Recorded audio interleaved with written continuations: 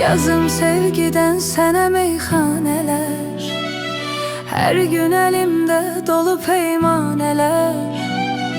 O qədər içim çıxsın ağıl başımdan, başıma dolansın dəli pərvanələr. Mənim tək eşqən avara gəzərsən, mən olmaram dərdə çarə gəzərsən.